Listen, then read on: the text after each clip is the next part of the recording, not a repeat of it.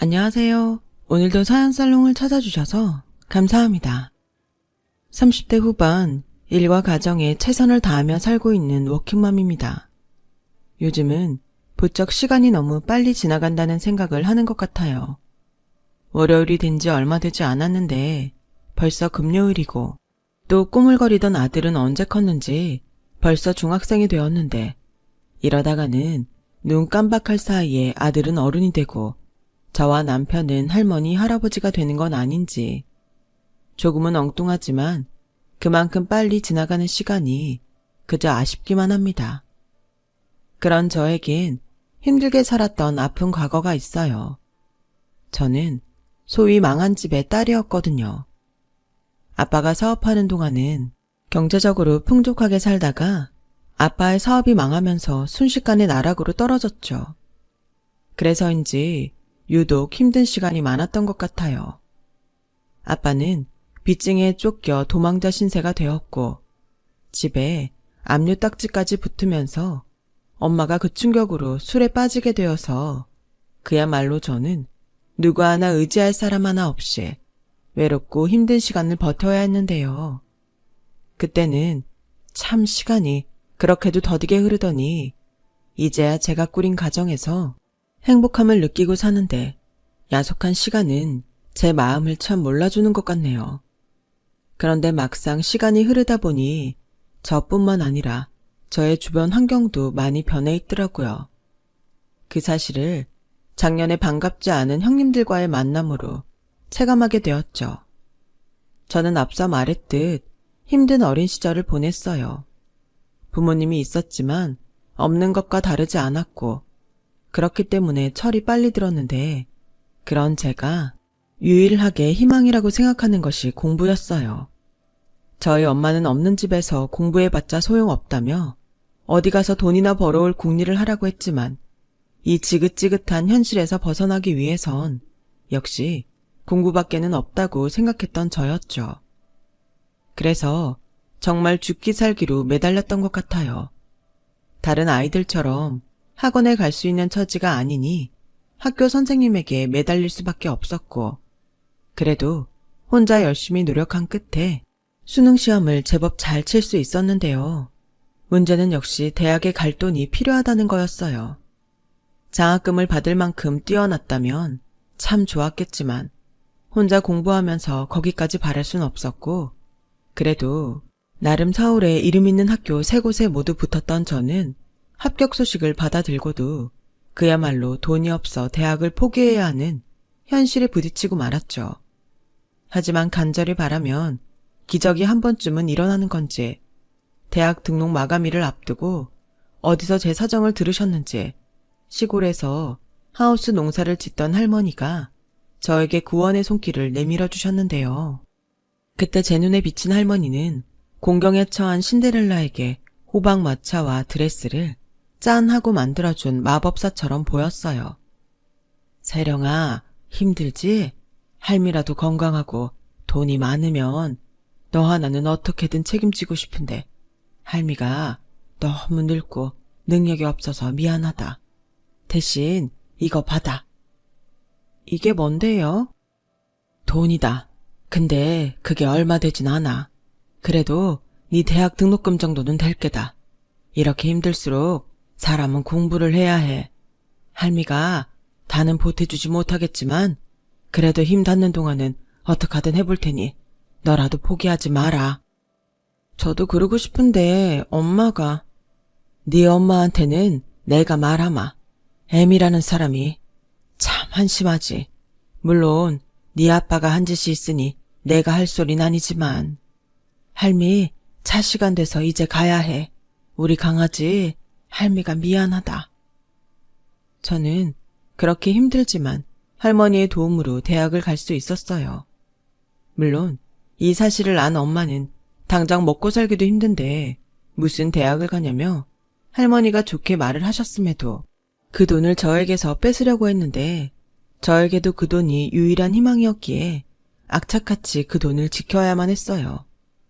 그래서 그 돈으로 대학에 입학할 수는 있었지만 엄마와는 남보다 더 못한 사이가 되었고, 할머니가 주신 그 돈으로는 당장 2학기 등록금도 해결할 수 없었기에 저는 숙명처럼 아르바이트를 하루에 3개씩이나 하며 고단한 생활을 할 수밖에 없었어요.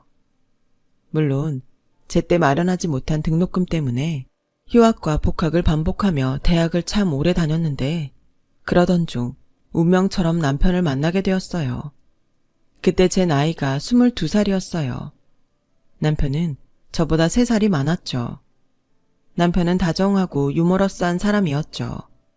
사실 저는 사는 것이 팍팍하고 힘들어서 그렇게 웃을 일이 잘 없었거든요.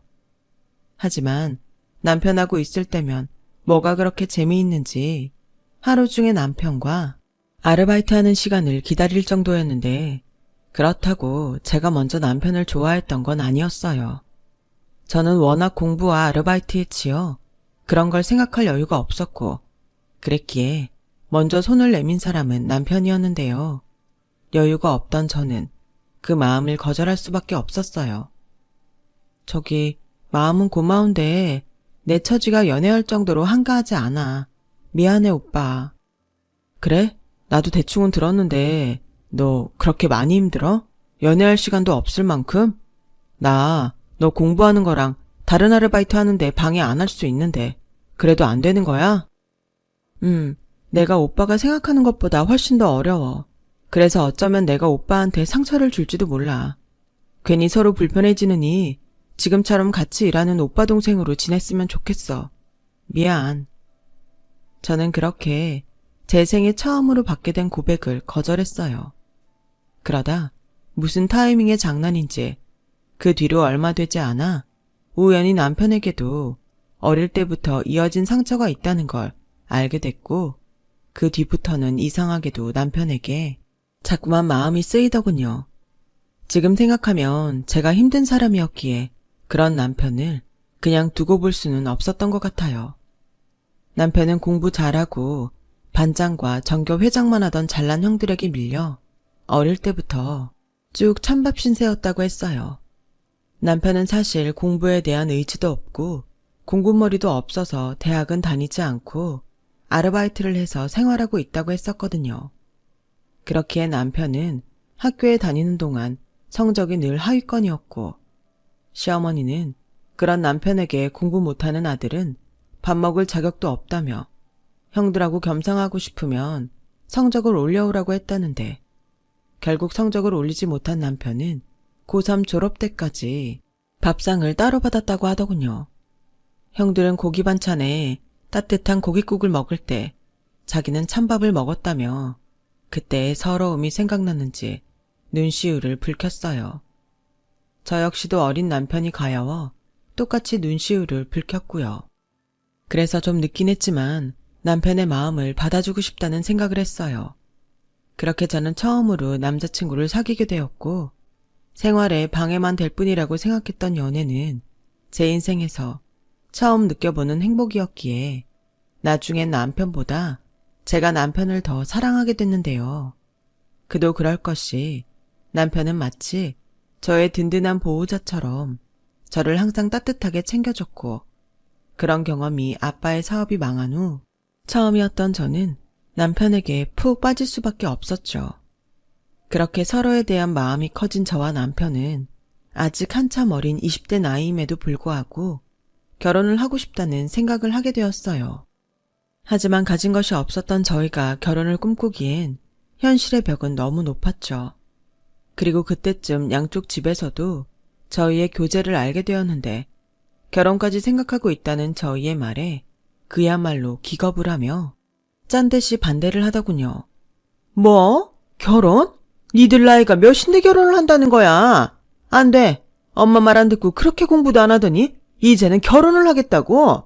결혼이 뭐 니들 소꿉장난인 줄 알아? 넌 결혼이 아니라 지금이라도 대학 갈 생각이나 해.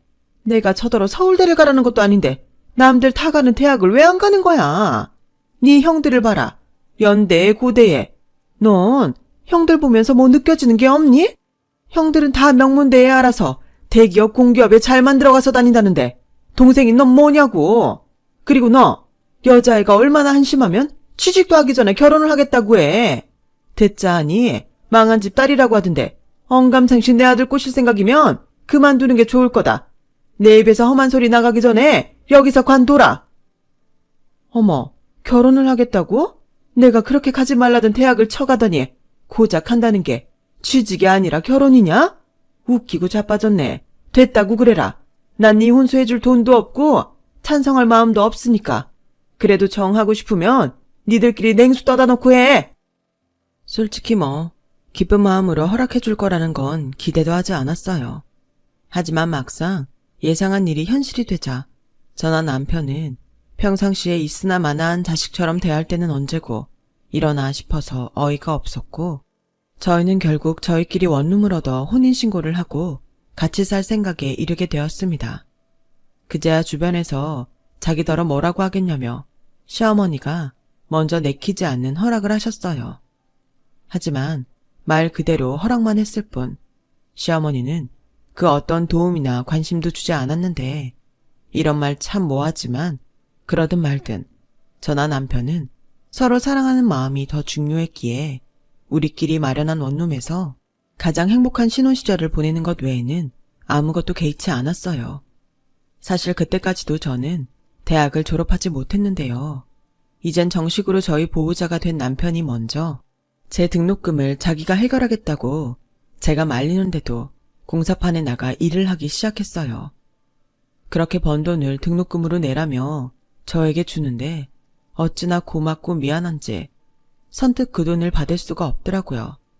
그러자 남편은 미안할 거 없다며 자기 손으로 제 등록금을 납부했고, 그렇게 저는 남편의 도움으로 무사히 대학을 졸업할 수 있게 되었어요.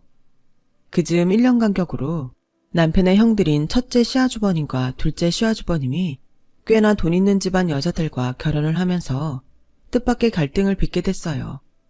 시어머니에게 무슨 말을 어떻게 들었는지 알 수 없지만 형님들은 먼저 결혼한 제가 마치 눈엣 가시인 듯 항상 저를 못 잡아먹어 안달이었고, 자기들 분리할 때는 먼저 시집온 저에게 다 미루면서 그 밖의 일에는 자기들이 저보다 손윗사람이라며 그렇게 대접받기를 원했는데 정말 꼴값이더라고요.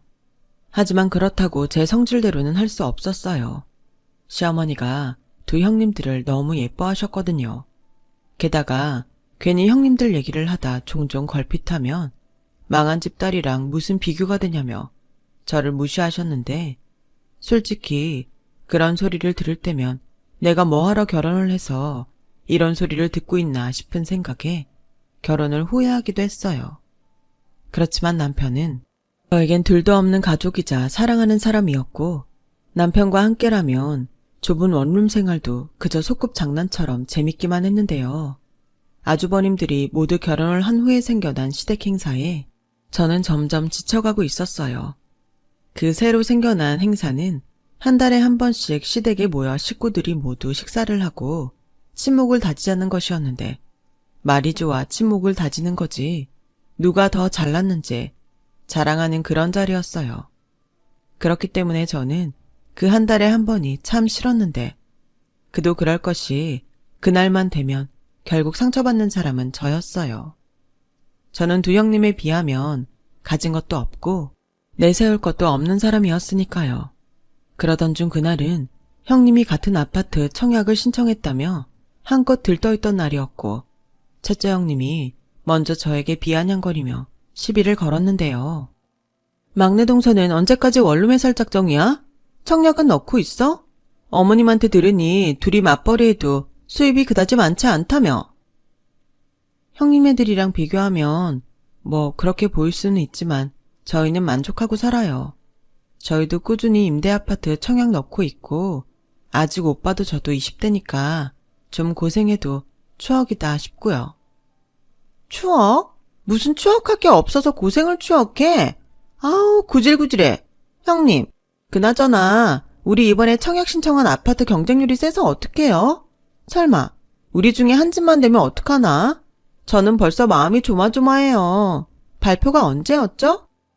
이번 달 안에 발표 난다고 하던데, 전에 없던 최고급 아파트 단지라 경쟁률이 엄청나나 봐. 사람들 돈 없어서 집 못 산다고 하더니 다 거짓말이야. 그래도 뭐 동서나 나는 되기만 하면 걱정 없지. 안 그래? 맞아요, 형님. 아, 형님이랑 나란히 당첨되면 좋겠다. 막내 동서도 좀 분발해. 하긴 그 벌이로는 신청 조건도 안 되긴 하겠다. 이래서 남자들 능력이 중요하다는 거야. 뭐 도련님 흉보는 건 아니지만 동서도 참 안 됐다. 안 되긴 뭐가 안 돼. 다 지들한테 맞는 짝이 있는 거지. 그 얘기는 이제 그만하자, 동서. 내일 점심때 우리 집으로 넘어와. 우리 남편이 출장 갔다가 사온 과자들이 있는데 우리 그거 먹으면서 남은 얘기는 마저 하자고. 괜히 상관없는 사람 앞에서 뭐하러 얘기를 해. 듣고 보니 그러네요.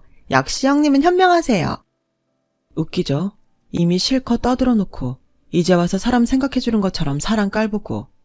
전에는 형님들이 그럴 때마다 저도 지지 않으려고 몇 마디를 꼭 더하곤 했는데 이게 다 부질없는 짓이더라고요.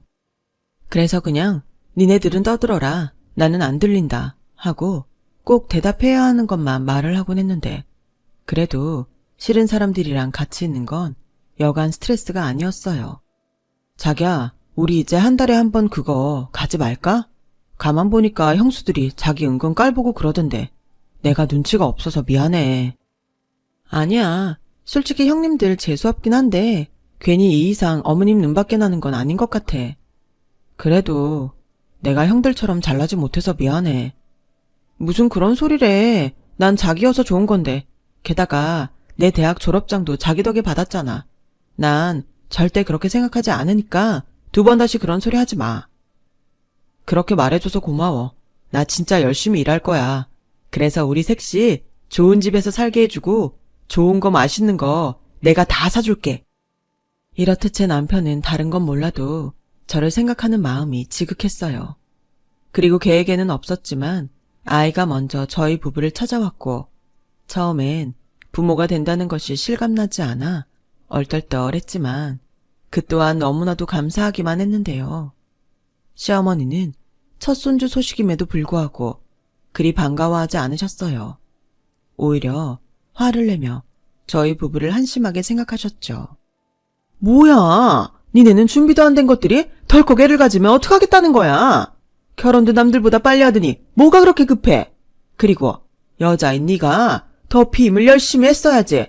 한참 돈 벌 나이에 배불러서 집에 들어앉으면 능력 없는 내 아들만 죽어나라는 소리야. 엄마, 무슨 말을 그렇게 해. 내가 아무리 형들보다 능력이 없어도 우리 집 가장이야. 내가 알아서 한다고. 아이고, 퍽이나 알아서 하겠다. 니네가 아니라 첫째나 둘째였으면 얼마나 좋아. 니 형들은 나란히 그 고급 아파트 청약 당첨됐댄다. 근데 니들은 뭐니? 남들 척척 아파트 사고 재산 불려나갈 때 니들은 원룸이나 전전하면서 이젠 갓난쟁이까지 있으니 이걸 어쩔 거냐고. 그래놓고 니들은 행복해? 어머니, 이런 말씀 외람되지만 저희는 저희 계획이 있어요. 어머님 보시기엔 답답하고 한심해 보이실 수 있지만 조금만 더 참고 지켜봐 주실 순 없으세요? 지켜봐? 내가 그렇게 지켜만 보다가 저승길 갈 것 같아 그런다. 내가 뭐 어지간해야지. 공사판에서 막일이나 하면서 무슨 돈을 벌어? 그리고 너는 대학식이나 나왔는데 이렇게 별 볼 일 없고. 이래서 남자는 능력, 여자는 집안이 중요한 거라고. 니들은 자리 잡긴 글렀어. 아, 그래서 엄마는 머리는 나빠도 처가에 돈 있다는 소리에 형들 골빈 빈껍데기 같은 여자들한테 장가 보낸 거야? 됐고, 엄마 계속 그렇게 막말만 할 거면 우리 이제 부모 자식 간 영 끊고 살자. 어차피 나는 내놓은 자식이고 엄마는 잘난 형들만 있으면 되니까 서로 그 편이 낫지 않겠냐고. 괜히 아직 태어나지도 않은 우리 애 가지고 이러쿵저러쿵 하지 말고 각자 잘 살자. 뭐야? 엄마가 괜히 그래? 답답하니까 그렇지. 아주 똑같은 것들이 결혼해서 쌍으로 내 속을 뒤집잖아. 그러니까 안 보면 그 속 안 뒤집히고 좋잖아. 자기야, 우리 이제 여기 오지 말자. 엄마 연락 와도 받지 마. 자기야, 그래도 이렇게까지 하는 건. 아니야, 진작에 그랬어야 했어. 괜히 잘 지내보겠다는 생각에 내가 자기한테 미안하지. 괜히 안 들어도 될 소리만 들었잖아. 앞으로 자기 태교도 해야 되는데 여기 집안 사람들은 뭐 하나 도움이 안 되잖아. 그러니까 가자. 저는 그렇게 남편의 손에 이끌려 시댁을 나왔어요.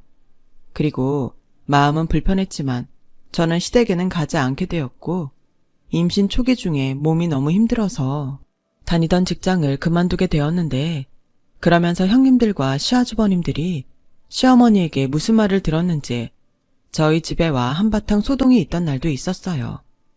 하지만 남편은 철저하게 그들을 남처럼 대했고, 다시 한번 찾아오면 경찰에 신고한다며 으름장까지 놓았는데요. 그날 이후론 시댁 식구 중 그 어떤 사람도 저희 부부에게 연락하거나 찾아오지 않더군요. 그렇게 저는 임신 기간을 마치고 출산을 하게 됐어요. 눈에 넣어도 아프지 않을 지금의 저희 아들인데, 제가 아들을 낳았다는 소식을 어떻게 들었는지 한참 동안 연락이 없었던 시어머니가 번호까지 바꿔가며 저에게 전화를 거셨죠. 여보세요? 나다. 너 아들 낳았다며? 네, 그건 어떻게? 네 형님이 그러더라. 애기 사진을 핸드폰에서 봤다고. 그래도 그 씨가 우리 집신데 언제까지 남처럼 지낼래? 그러지 말고 네가 네 남편 좀 좋게 구슬려 봐라. 그럼 내가 못 이기는 척 할 테니까. 아, 어머님 뜻은 잘 알겠는데 아마 그이는 그럴 생각이 없을 거예요. 정 원하시면 어머님이 직접 그이한테 연락해 보시면 어떠세요? 아무래도 당사자끼리 푸는 게 더 좋지 않을까요? 너는 이제야 엄마식이나 됐으면 그렇게 생각이 짧아서 어떻으니? 됐다, 끊자.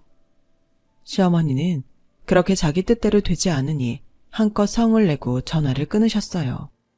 그리고 남편에게 시어머니에게 전화가 걸려왔다는 걸 전달했는데, 그 바뀐 번호도 차단하라며 남편은 단호했고, 저는 차단까지는 하지 않았지만 그 뒤로도 잊을만 하면 한 번씩 걸려오는 시어머니의 전화를 받지 않았어요.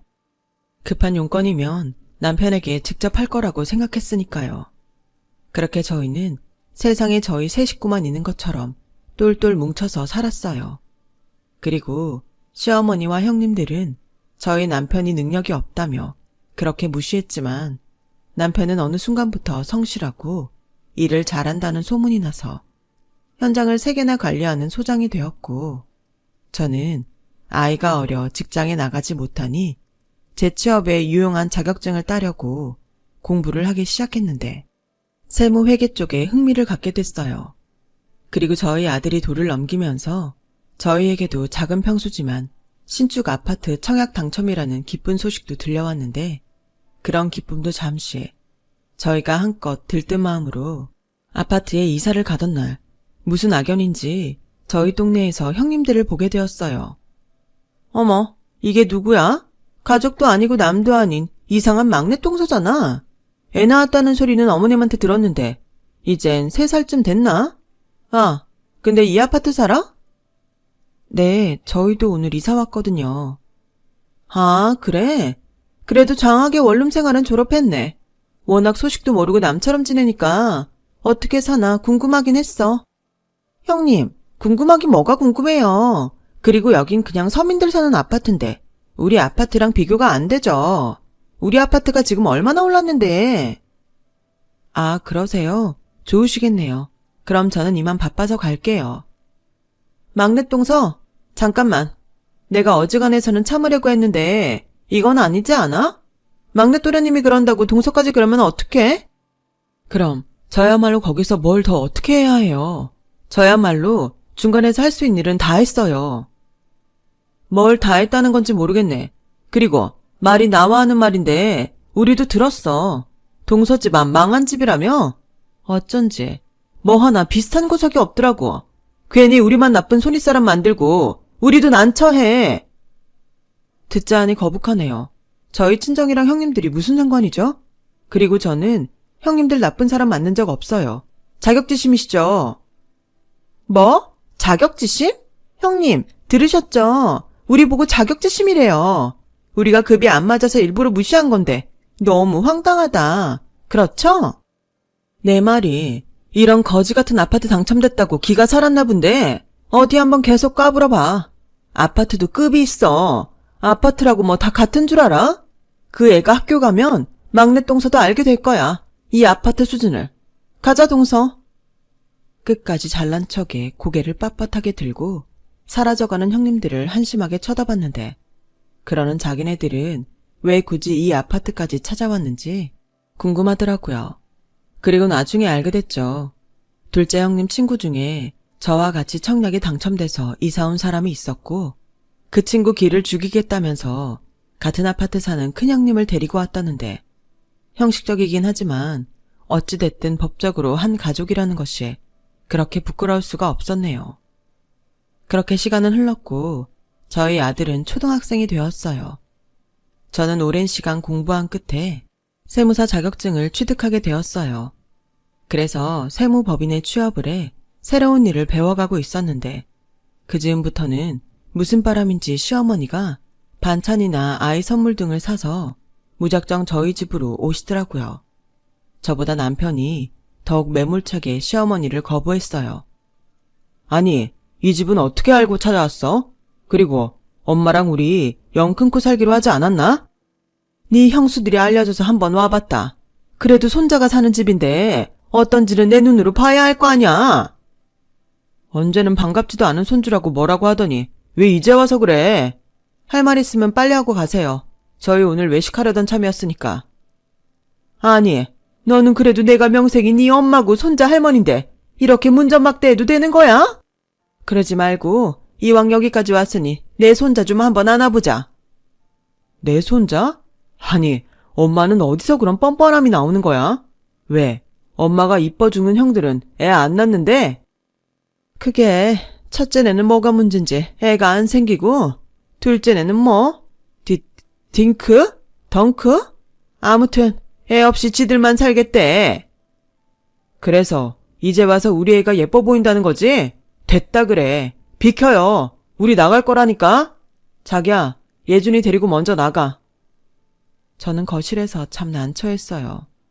아들 아이도 눈만 동그랗게 뜨고 모르는 할머니의 등장에 잔뜩 긴장하고 있었는데 남편이 부른다고 냉큼 나가기도 그렇고 남편을 말릴 수도 없겠더라고요.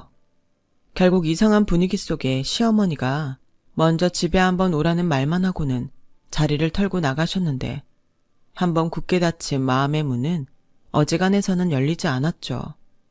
결국 다시 시어머니와는 멀어진 상태로 지내게 됐었고 비슷한 시기에 결국 친정엄마도 술을 끊지 못해 알코올성 치매가 찾아왔어요.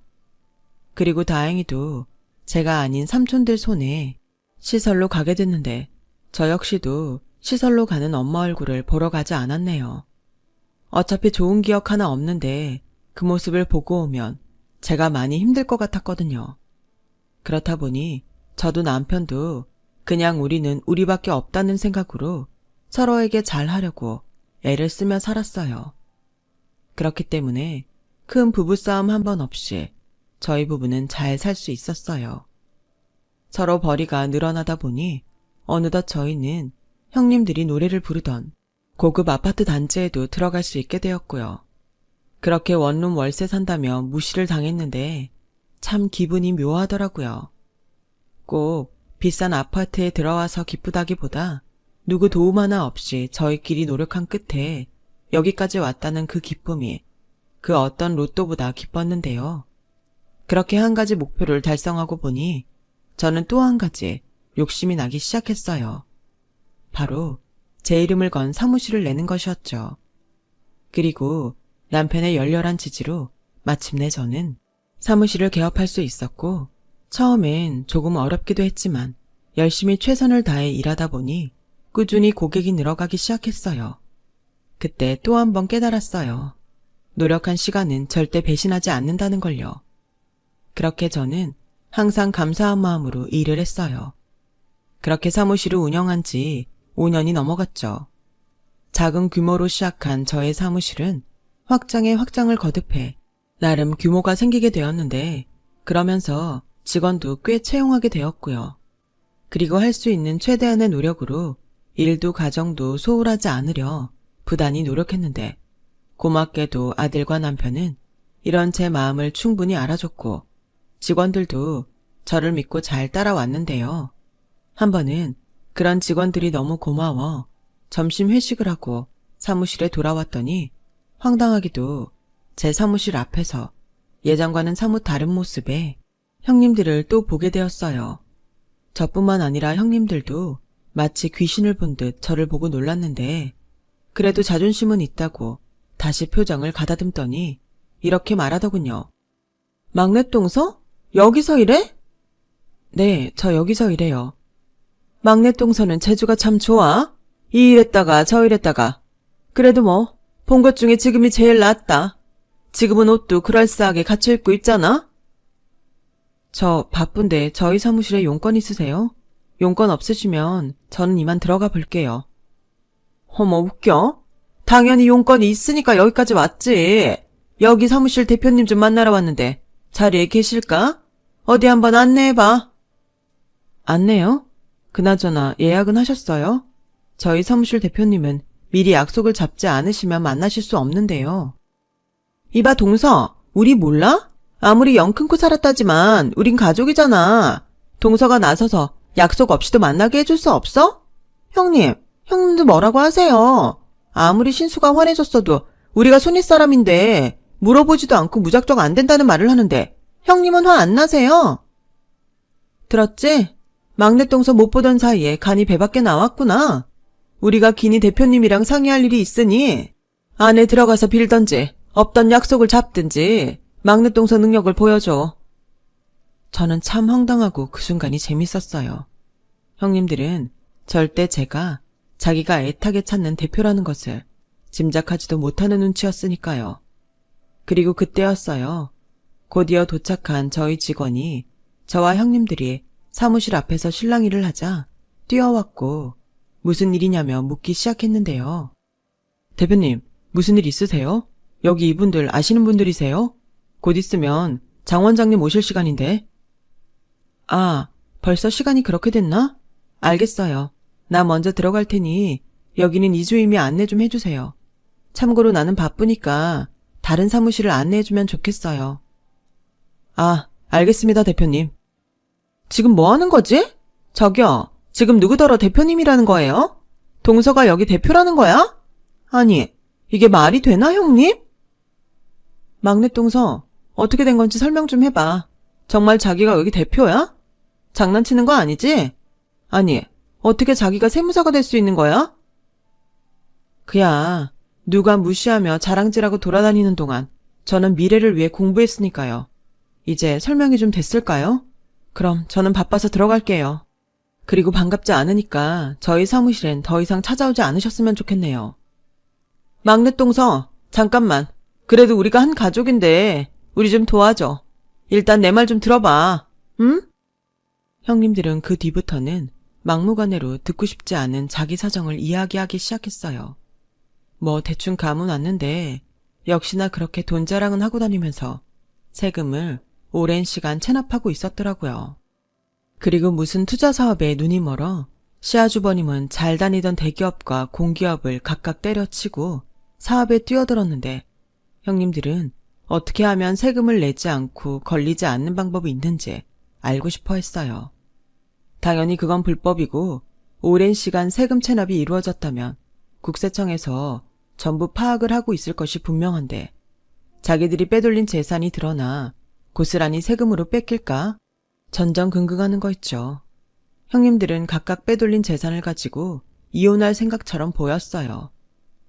막내 동서도 여자잖아. 아니 멀쩡히 잘 다니던 직장 그만두고 망하게 생겼는데 당연히 건질 수 있는 거는 따로 챙기는 게 맞지 않아? 난 능력 없는 남자랑은 죽어도 못 살아. 근데 세금은 빼박이래. 재산 분할도 안 된다고 하더라고.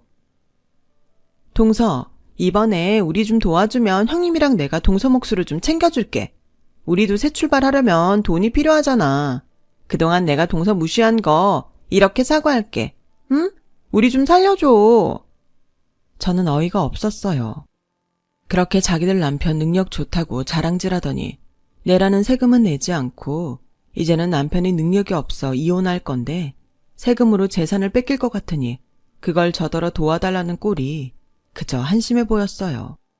그리고요, 자기네들도 무슨 주식을 한다며 사금융에 손을 댄 것 같은데 아무튼 복잡해도 너무 복잡해 보였어요. 그래서 저는 빼돌린 재산은 그럼 지금 어디 있냐고 물었고 바보 같은 형님들은 제가 자기들을 도울 거라고 생각했는지 자신들이 은닉에 사용한 외국 은행에 개인 금고를 알려줬어요. 친절하게 위치까지 알려주더군요. 저는 형님들이 말하는 금고의 위치를 냉큼 수첩에 받아 적었어요. 그리고 직원을 불러 고액 체납자 신고를 지시했는데요. 순간 믿는 도끼에 발등이 찍혔다며 형님들은 순간 넋을 놓고 저를 보더니 이제는 자기들을 살려달라며 무릎까지 꿇고 빌기 시작했어요. 하지만 이미 번복하기엔 때는 늦었고 형님들은 결국 꼼수를 부리려다 그대로 망하게 되었는데요. 그에 반면 저는 형님네들의 체납액이 컸는지 나라에서 포상금까지 받게 되었어요. 그러려고 했던 건 아니었는데 포상금까지 받게 되니 저는 더욱 이 일에 사명감을 갖게 되었죠. 형님들 집안이 세금 폭탄을 맞으면서 시댁까지도 그 여파가 미쳐 함께 나락으로 떨어지고 말았어요. 그 후 한동안은 저 때문에 자기들이 망했다며 저희 시험실에 시어머니까지 합세에 찾아와 난동을 부리기도 했는데 곧바로 경찰에게 잡혀갔네요. 사람 앞날이라는 건 정말 한 치 앞을 내다볼 수 없는 것이 맞는 것 같아요. 그렇게 신분 상승한 것처럼 자랑을 하더니 이젠 가진 거라고는 빚밖에 없게 되었으니 그제야말로 그들과 정말 남처럼 지내야 하지 않을까 생각합니다. 그들은 알기나 할까요? 지난날 무시당하며 상처받았던 저와 남편의 그 마음을요. 부디 그 사람들이 자신들의 잘못된 행동을 평생 후회하며 남은 인생을 그에 걸맞은 시련 속에 살길 바래요. 누군가는 그래도 가족인데 어떻게 그러냐고 하실 수도 있겠죠. 하지만 저는 죄라는 건 결국 가족이라도 자기들이 짊어져야 할 부분이라고 생각합니다. 그래야 내 아이가 살아갈 이 세상이 그래도 성실하게 살아볼 만한 세상이라고 말할 수 있을 것 같거든요. 지금은 어쩔 수 없는 불행의 시간을 견디고 있으시다면 절대 좌절하지 마세요. 성실하게 지금 할 수 있는 최선을 다한다면 어느 날 갑자기 아쉬운 행복의 시간으로 바뀌어 있을 거예요. 항상 저도 최선을 다하며 후회 없이 살게요. 여러분들도 언제나 후회가 남지 않는 오늘이 되시길 바라며 저의 이야기를 마치겠습니다. 지금까지 저의 이야기 들어주셔서 대단히 감사합니다. 여러분, 사연 댓글에 응원과 현명한 조언 부탁드려요. 좋아요와 구독은 저에게 큰 힘이 됩니다. 오늘도 좋은 일 가득하세요.